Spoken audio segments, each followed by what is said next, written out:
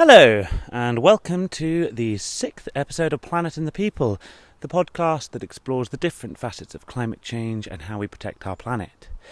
So this episode is unique in this series because it is the only episode in this series that I did not record on Zoom.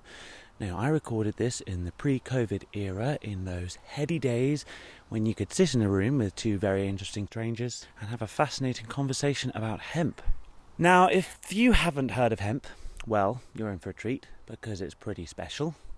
And for those of you who have heard of hemp, you might associate it with hemp rope, with wicker of some sort. You might associate it with smoking marijuana. You might even associate it with climate change. But in my experience, outside of Ireland, funnily enough, hemp is rarely talked about as a climate solution. Which was why, when I was in Ireland a few months ago, I was very lucky to speak to hemp farmer Marcus McCabe at Co Hemp, alongside Bridget Murphy, who is a hill sheep farmer in Sligo and formerly a human rights lawyer from South Africa, and also a specialist in land tenure and agrarian reform. So, without further ado, I will pass you over to my past self and Bridget Murphy and Marcus McCabe in his fantastic farmhouse at Co Hemp in County Monaghan.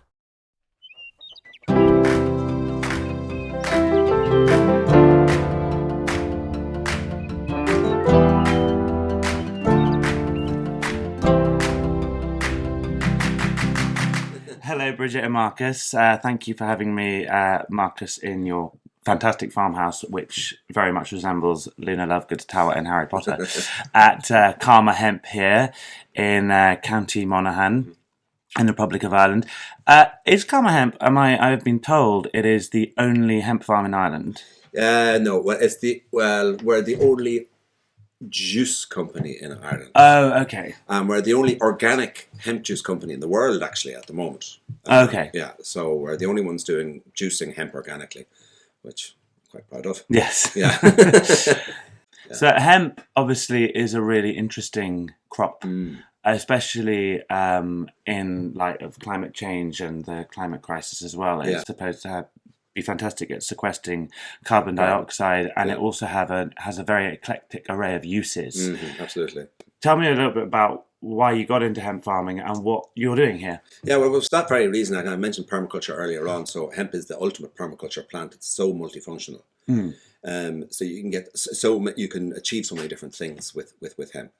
And we simply started. We started with building materials. So it's all this plaster you can see around us here. This is all hemp lime plaster. So we actually literally made the materials to make the house. Okay. So we do plasters, we do wall packing material. So you're literally building your house with carbon.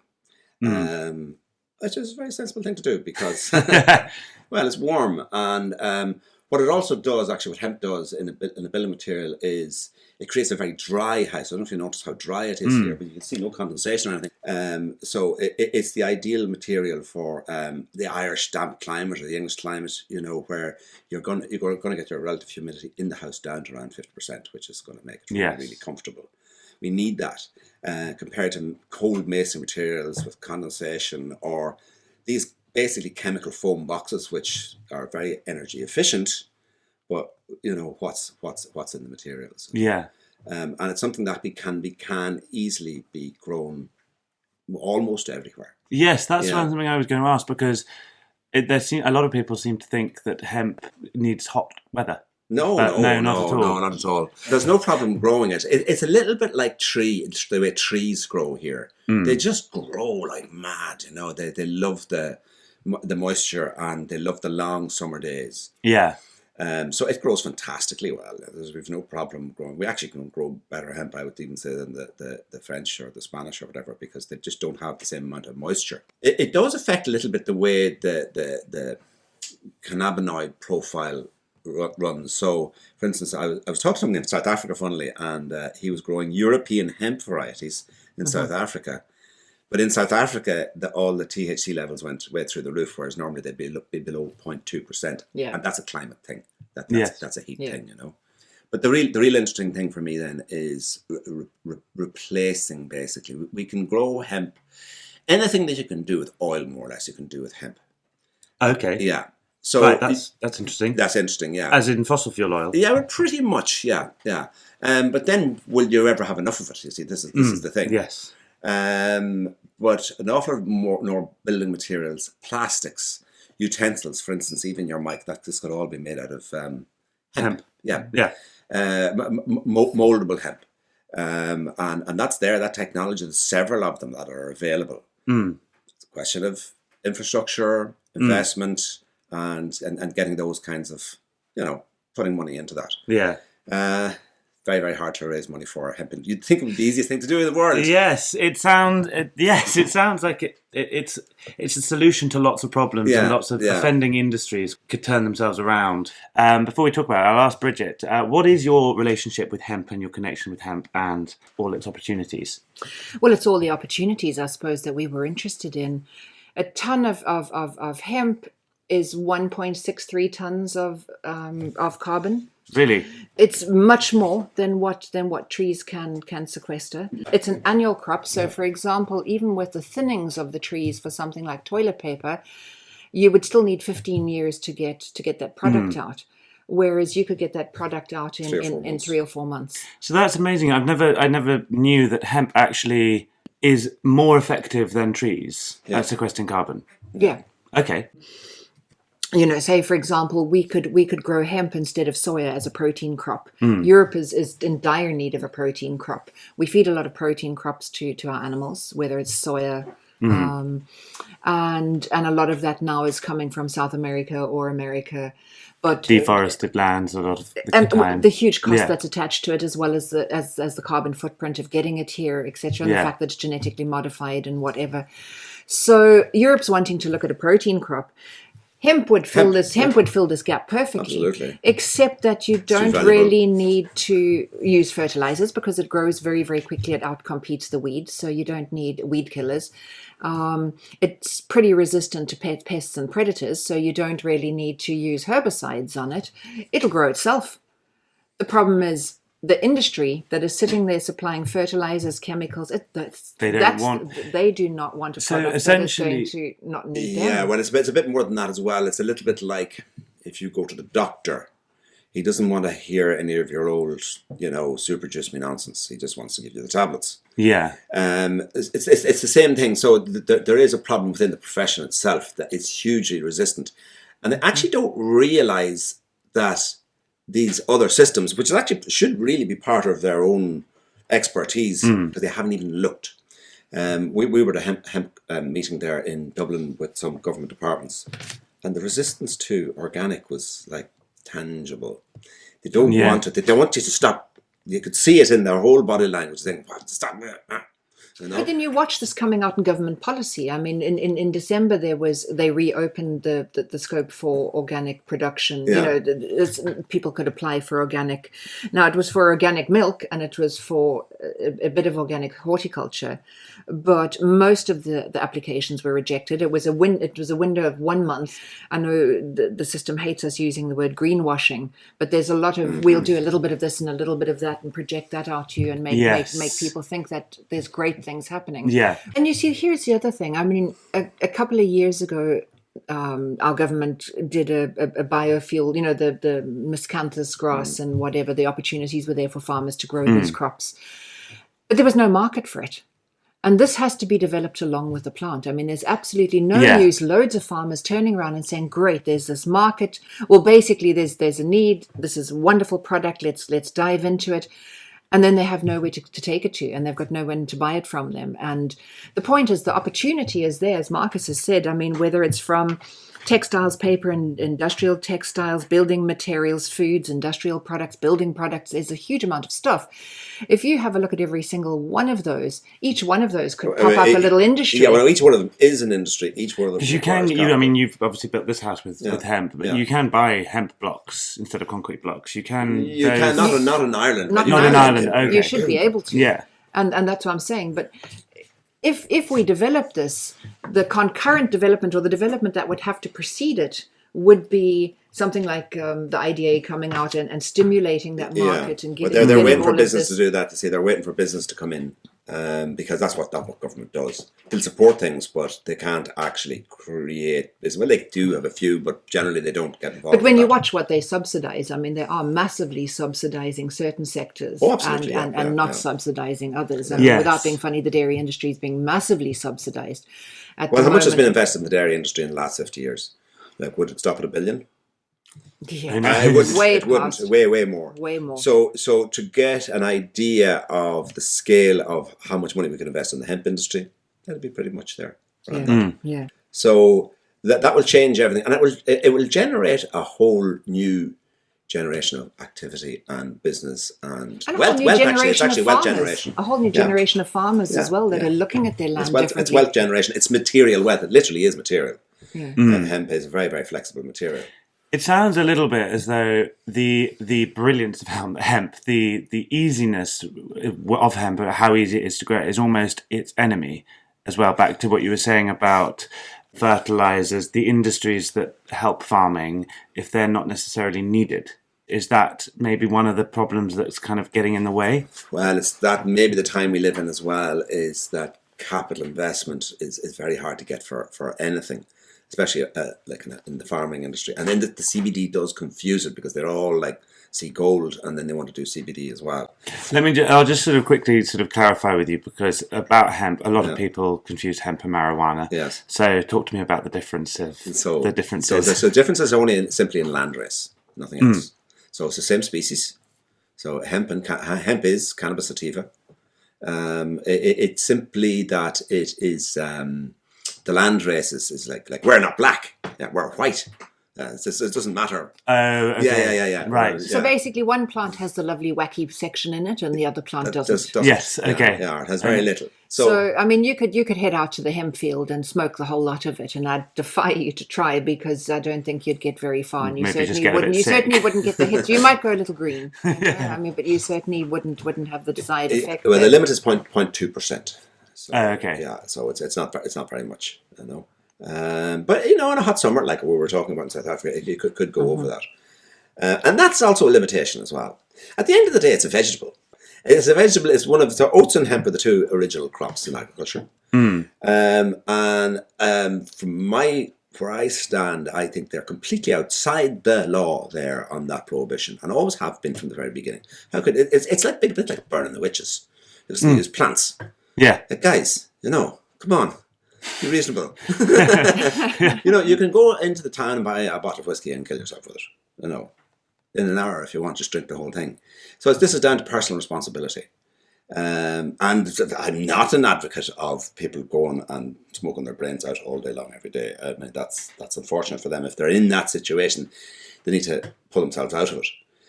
But this is a personal choice thing. And it's actually not up to the nanny states to be sticking their noses in people's business. There's also something, I don't know if we have time to kind of go down the road of anecdotal kind of like bits and pieces, but South Africa had a very interesting contribution to the banning of hemp and cannabis.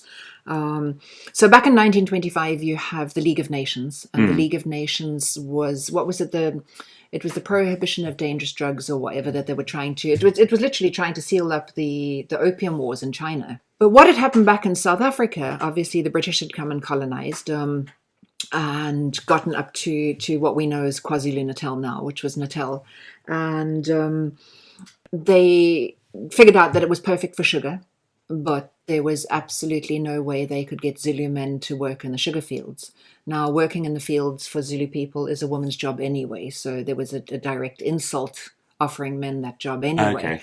But anyway, the job was offered to the Zulu men, who turned it down. The women were then asked to go and work in the sugar fields, and they turned around and said, no, not a hope in hell either. We've got our own fields to work on. And so the birth of the Indian indentured labour was the solution. Okay. So the British ferried over loads and loads and loads of Indians to work for an indentured period of 5 years, and then they were released from their contract. So the Indians brought over with them their hashish smoking habits, but black people in South Africa had been kind of growing cannabis from day dot. Yeah. Anyway, the one thing that has made colonialism works so well has been the divide and rule principle. Yeah. All right. So you always needed to keep different sections of the people very unhappy with each other, or at least away from each other. But anyway, the Indians went out into the field, and the one thing that the Indians and the Zulus had in common was the fact that they were smoking, and everybody was getting on. And this was an absolute threat. I mean, the owners of these plantations were sitting down and saying, well, these guys are smoking. They're getting themselves absolutely whacked all day long. They're fraternizing. They're fraternizing and getting on. And quite seriously, they could be more productive labor-wise if they weren't under the influence. Yeah. All right. So they sent a delegation off to the League of Nations to fight really, really hard for this very, very dangerous subversive drug to be banned. Okay. And of course, it was put on the schedule, and that was the start of it being banned globally. Okay. So if you have a look, I mean, the timing then in America, say, for example, because you know that the first Model T Ford was modeled out of hemp. No, pressed I hemp. didn't know that. And the engine ran off hemp fuel. Henry Ford designed the first Model T. Oh, okay. Ran off hemp fuel. Interesting that it didn't continue down that route. Well, because it got banned. Both the plants were banned. Because if you have a look before, everybody can tell you. Everybody knew about hemp rope. I mean, all of your ropes. Your ropes every were made out doctor of hemp. used Canvas was made out of hemp. You know, I mean, everybody knew about hemp in I think those my days. carpet's made medicine. out of hemp, actually. But the two of them were banned together. Now, I mean, straight after that, your DuPont came out with your first kind of plastic, synthetic fibers. You know what I mean? Nylon. When it was competing with timber, it was competing with synthetic fibers, and it was also competing with the pharmaceutical industry as well. Because every doctor had cannabis medicine in his bag. It was used very, very commonly from the 1850s right up until the 1930s. And in fact, when the prohibition came in, the medical world didn't realise that this marijuana was their cannabis that they used for all sorts of treatment. Then the next thing, it was prohibited, so it just simply disappeared. Yeah. So it was very, very common in Victorian times and the early part of the century. So because it works. Yes. But it's just there's a very, very interesting history. So it went through this very, very sort of dark, repressed phase. Yeah. It's coming back out into the light again now, and I think people are seeing it with a different lens.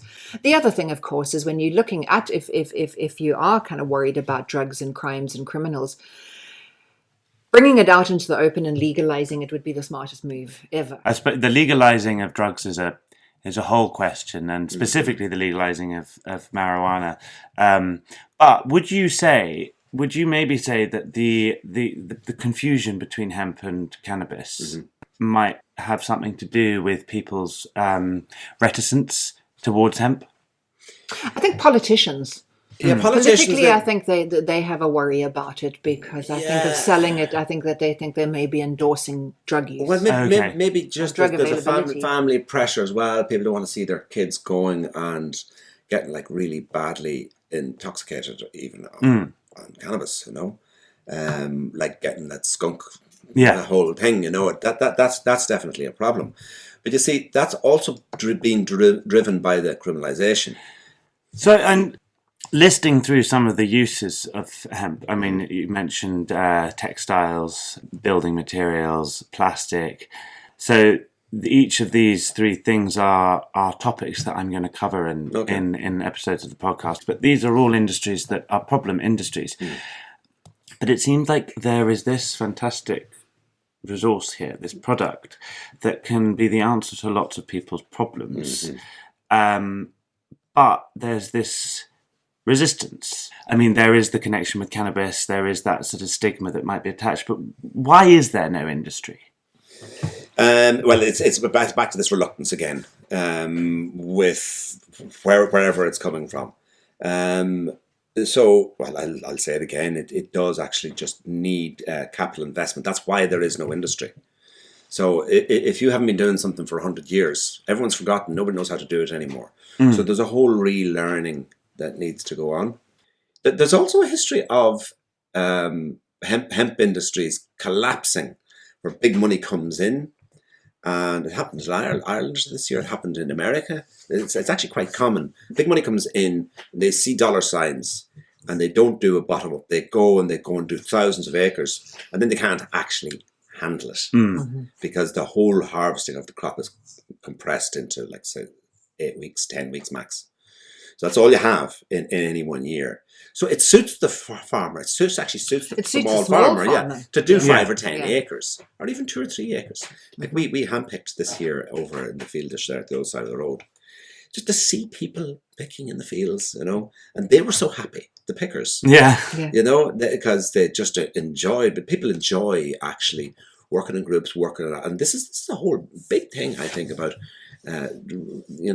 re-agrarian society. Bringing people back onto the land is actually very, very important. So I don't know if you have anything similar to this in England, but we have something now called, is it social inclusion? Yeah. So people with mental or perhaps recovering from, whether it might be drugs or alcohol or whatever, but anybody who needs to be plugged into nature can now get attached to a farm that brings them in to do it. So we're acknowledging openly that nature has these effects on us. Yeah. But unfortunately, while we're bringing a few people that are damaged back, all the people that are connected, we're disconnecting them and shifting them out. And I think what's really important about the regenerative agriculture, what's really important about kind of learning to do things differently, the way that you're doing your work, is that we're plugging people back into nature. And the moment people start doing that, they start realizing that there's a season and you work within the season. You suddenly realize that, I mean, if a pest is going to come in, you're noticing it. So the smart farming is not smart from the point that you can now get apps and more technical and technological and chemical. The smart kind of becomes that we learning a whole bunch of those skills again of connecting with nature and working with it. With larger scale farming, so if hemp was, for example, to take off and it was to be used to its fullness, is there a payoff? Is the wrong word. Is there a negative payoff to that? I mean, how much land would be required? How much would it become an intensive form of farming? Okay, that would go against everything that we've just been talking about. Yeah. Okay, so that really depends on the farming method. So it can either be, you can farm hemp in the regenerative organic way, or you can just go out there and put fertilizer and do it that way as well. And that will happen. I mean, that's inevitable. That's just you see. I think the thing about conventional farming is it's just not as good. But this puts a lot of pressure on the farmer's knowledge, their knowledge themselves to actually know what they're doing. Okay, yeah. Yeah. So that's the thing, but that's something that can be shared and learned, and farmers are very, very keen to save money or make a bit more money because they're doing it. There are less inputs. I know. Do you think there's a lack of education in farming? I was about to say, what's worrying though is that the type of education that young farmers are receiving. Now, my daughter did the what's called the Green Cert in Ireland 2 years ago down in Limerick. So she pitches up and she got asked, is she going to do dairy or dry stock? And she said, well, I'm a hill sheep farmer and we've got bees. Is there any kind of no. Okay. So she had to choose between dairy or dry stock. But she said, Mum, we have in our sheep, we know a lot of our sheep. I mean, it's not that we have that many. There's 77, but I mean, there's 892 and there's old kind of Vic. Yeah. She's like a pig anyway. I mean, quite honestly, I think she's a pig in a sheep's body because she just loves food. But be that as it may, you'd have a look around at all of this, and we'd pretty much know the sheep, we'd know the land, we'd know the fields. And she said, Mum, but the fields aren't called fields; they're called grazing platforms. And the sheep are not called sheep, or the cows are not called cows; they're called economic units.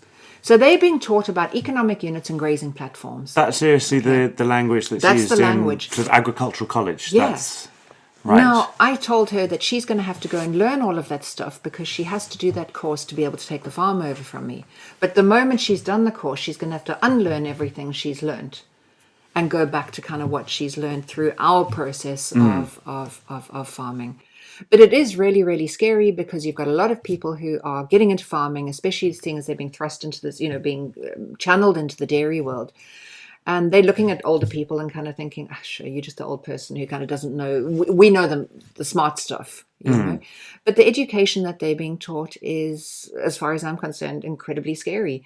It could do with having a bit of an investigation into the education of agriculture and into regenerative agriculture. Permaculture, organic agriculture, all of these things. I didn't quite finish your question that you asked me there earlier on. And that was about the scale of the amount of hemp that we use. Yeah. And that is that hemp is the ideal break crop. So if you're growing other cereals, or let's say if you're going organic, then hemp is going to be it's going to be both a cash crop, and it's also going to be like a break crop. A break crop is something that helps to throw the weeds out of their cycle, boosts the next crop in your rotation. Right, yeah.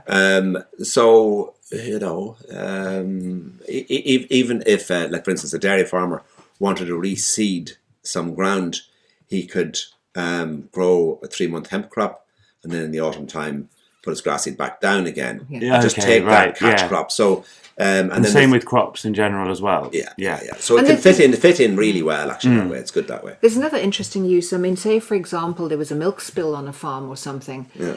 Hemp can actually be used to draw Absorb.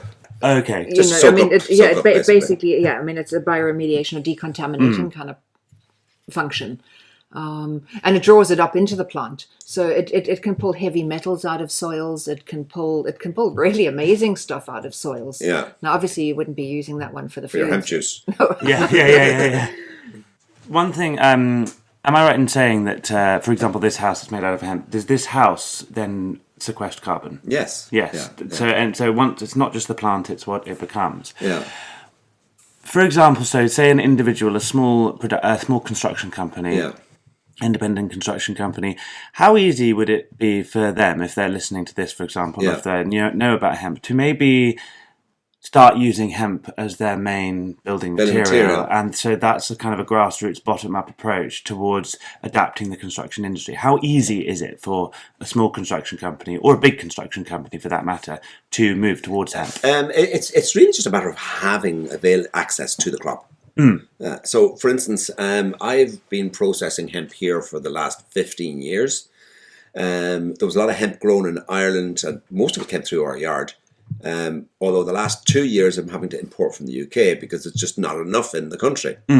Or what we're growing is not enough. It's very disappointing, but sometimes you just have to do it just to keep your orders going. So you're importing what? Seeds? Hemp. Actual hemp. Actual hemp. Yeah, because there's not enough. There's not enough. Because when you start going into packing into walls, when your entire wall is made from hemp, you're looking at 100 to 200 cubic meters per house of hemp being necessary to build an ordinary house. Okay. Yeah. So you're looking at about 5 acres per house. Right, okay. 5 acres to build a house. So if you wanted to build 10,000 houses out of hemp, that's 50,000 acres. And what's that? Tillage in Ireland is only 100,000 acres. And what's that in terms of efficiency again and cost compared to sand and concrete? It's just a different system, really. It's a different system. It's a different system. But I mean, the point is, I think you mentioned the benefit of it right in the beginning. The carbon is sequestered in the plant because the plant is carbon. But when you mix it with the lime, that in itself absorbs carbon. More carbon as well. So basically, it's not that you have a carbon neutral house, you have a carbon negative. Yeah. It's trying to, like, for instance, government orders would be a great help. Yes. If the government said, okay, we're going to build like 2,000 carbon locking houses out of hemp, that creates an order, and that would allow an industry to enter the space. Yes. So that's the problem. Then you're displacing chemical foams and concrete and all of that as well. But maybe there's also kind of like an opportunity within the existing industry to have a look at a transition. So whereas we might down in Sligo have Harrington's, your local kind of concrete supplier and concrete block supplier, whether they over a period of time can start looking at kicking out a bubble on the one side of transitioning some of their away from cement and towards, if you know what I mean. Absolutely. So they would have both the facilities, they would have the network, they would already have kind of loads of the consumers, they would already have loads of the stuff in place. Yes. And so instead of, say, for example, the new completely making the old redundant, the old can kind of transition over and become part of the solution. And I think that's kind of, the way that agriculture is needing to have a look at it as well. We need to stop looking at being the problem and start looking at being the solution. Yes, exactly. What we really need is some sort of social media influencers to sort of build a house, make it cool, make it something to but make it. People are. I mean, I'm sure your house has a lot of interest. Well, we have a cob house down our way, and Colin and Fela. Oh yes, But they do the same kind of thing with the courses and whatever. But I mean, every single person that sees that place goes away kind of going, "Wow!" Yeah, But part of what needs to happen within this now is we need to be able to, like, say, for example, if I wanted to build, I need to be able to go to that county council, and the county council needs to go, oh, right, you want to put a cob house up, or right, you want a straw bale house up. Planning is a problem. The thing is, we need to get over those obstacles. Well, people are against planning. The county councils are just stuck in their way. Yes. They do it that way. They do it with the concrete. They do it that way. And they're just not used to strange stuff coming in. Yeah. But the councils there, like a lot of the councils in Ireland are renovating townhouses and all these, like for instance, Clonus. They should really be using hemp for renovation. Sure. Yeah. Would be a good idea. Yes. There's so many. There seems to be so many opportunities, and what's quite good about hemp, thinking about this, is that the things that it can be used in are, if the right people kind of get hold of it, which is why I've sort of brought back, like I mentioned, social media or celebrity or sort of endorsements, like fashion industry has the opportunity. The fashion industry is so public, so huge. And it has my socks. Okay. Have you ever seen BAM socks? Yes, I have. Bamboo. Great, yeah. These are my bamboo socks. Not really a bamboo fibre. Yeah, have a look at them. I mean, they're great. Wow. My lovely sister in Switzerland sends me BAM socks, But the point is, no more than that, she saw them, got really interested, and she's kitting us all out with bamboo socks now. And BAM's quite popular. Yeah, I think. I mean, I think I've got a few, because it doesn't smell as much as apparently. Well, but there is this massive appetite. I hate that agriculture uses that word a lot, as appetite for something. But loads and loads and loads of ordinary people know that the planet is in trouble, know that we're getting things wrong, know that things are in a dire situation. And they actually want to do something. Yeah. They really do. There's just not many options. There's just not many things. I mean, once you've changed your light bulbs and you've kind of, like, if you can afford to kick over to an electric car or that. But for the average person, to get onto the land even, it's difficult now. And I mean, that's where, say, for example, with the farming, if we're able to kind of look at things like hemp in a more regenerative way, restorative way of farming, we can bring a huge amount of people back into that. Yes. You know what I mean? And it sort of empowers people to sort of actively do something rather than actively not doing something. Sort of saying we need to stop this. It's just an enthusiasm or some sort of excitement that comes. I mean, you keep talking about, the pickers, but yeah. I mean, by the time they leave, they're supercharged. Of course, yeah. Well, it sounds very interesting. I'm hoping that hemp is going to become a little bit more on the forefront of the dialogue about climate change and greenhouse emissions, because it's a really positive thing rather than a negative thing, and everything is very doom and gloom and worrying. I'm worried. I'm terrified, and I think this offers about the future of the planet. About the future of the planet, yeah. And I think this does offer. There's nothing negative about it. Is there anything negative about it? Everything's great. It's so good for all these resources. It's easy to. It's good for the soil. What Marcus said is, I mean, the important thing is how you go about doing it. Yes, and that would be the same thing even with if people were still wanting to kind of eat meat and whatever. It's not about the cow, but it's about how the cow. So if the cow is out grazing extensively and is not being fed on antibiotics and for the best part of its life before it gets slaughtered and eaten, it's having a sort of a life out in pasture without being fed soy, natural. But if it's living in a feedlot and it's being pumped up with food, then So it comes down to farming practices again. And Farming practices I do think that will affect the hemp industry as well. I mean, it's about how you go about it. But as Marcus says, it's an amazing opportunity for the small farmer. Definitely. You know, and Ireland is made up, and especially that whole northwestern seaboard that I come from, is made up of loads and loads and loads of small farms. But the world market for that is in trouble. I mean, we have to acknowledge that. And there is going to need another replacement. And that's where hemp does become something quite exciting, and that's you know, something worth having a look at. Well, when you move away from meat, then you've got vast. There's no problem producing enough food for everybody. Exactly, it's easy. So I suppose what could, to sum up, sort of things that could really help make it more prolific would be to legitimise it a little bit more with education in agriculture, and I suppose that demand and supply chain support for orders, support for the capital infrastructure that's needed. Is going to be needed on any hemp farm. It's the same as a dairy operation. It's still going to need. They're going to need some equipment, you know. Information and knowledge, really. You know? And Marcus has touched on something extremely kind of critical. It's about what gets paid for. We've got the Common Agricultural Policy coming up. I know you guys have just stepped out of it, but we've got the Common Agricultural Policy coming up, and yet the funding is all still geared towards dairy and animal. Okay. All right. We need to start having those resources coming down for different stuff as well. We need to be able to access that. We need to be able to get arguments up to that level. Yeah, there's so much. I mean, all our fruits and vegetables is sticking out. There's not half enough of that. I'd like to see lots of juiceries opening up over in the country in the next 5-10 years. Because that's your main industry. Yeah. We're concentrating on the juicing end. I suppose that we haven't even talked about that at all. Not really, no. Let's chat about a little bit about what your farm supplies So we supply hemp juice, and also hemp juice powder. There should be some here on the table somewhere. Yeah, that's it there. You can see it there. So that's freeze dried hemp juice powder. So after we juice it, then we freeze dry it. Minus 50, and then deep vacuum, water leaves, and then you're left with this powder. So that's basically like the serum or the plasma from the cells.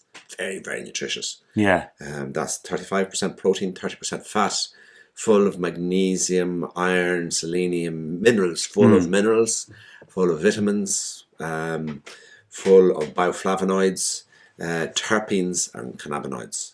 So very, very rich matrix of plant nutrition, basically. And that's completely soluble. So you really only need a little bit of that a day. Like I just show you here now, that people only need about that much. Oh, right. Yeah. You can take more. Do you have it? Do you mix it with anything? With your smoothie. Oh, right. Yeah. Just put it in with your fruit juice or whatever. And that's about a quarter spoonful. Yeah, or you could put it on like on your food, on your salad, or on your dinner, or whatever you can. And it's because it's CBDA, so it's still the fresh form. It's still in the raw form. We hear all the time about CBD, but it's been cooked. This has nothing to do with CBD. It doesn't calm your nerves. Yeah, very much. Does it? Yeah, okay. Yeah. We're not called Karma for nothing. No. Yeah. And then I thought it was Kate and Marcus. But it is. Actually, I don't know whether it's an accident, but because we're Karma, people hear Karma, people in the locality, we've got great support locally for like repeat people coming back and back again because they find it so good.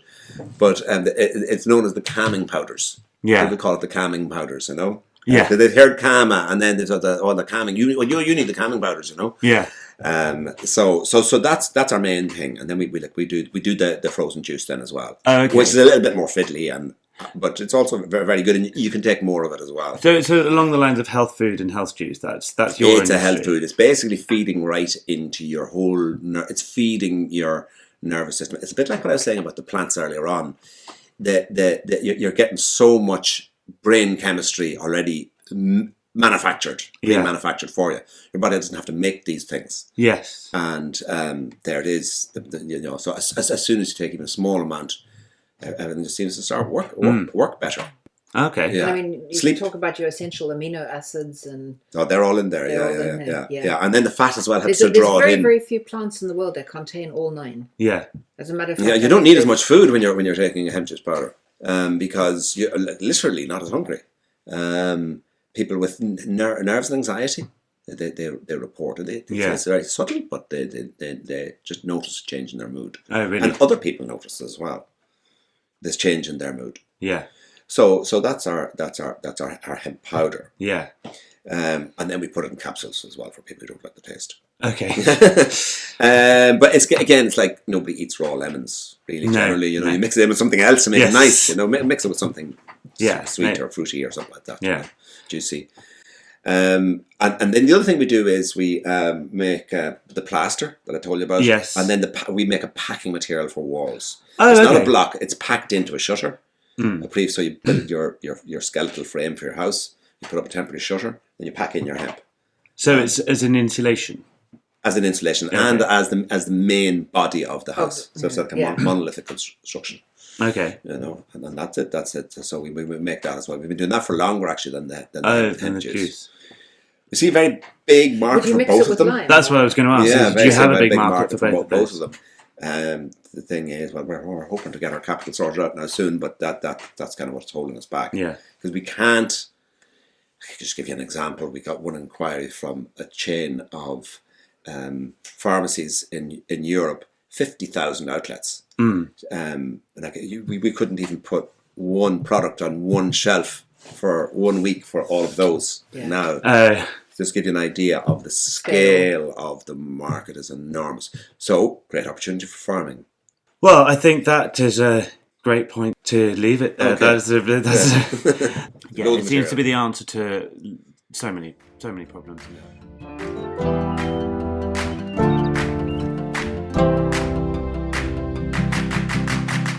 That was Bridget Murphy and Marcus McCabe.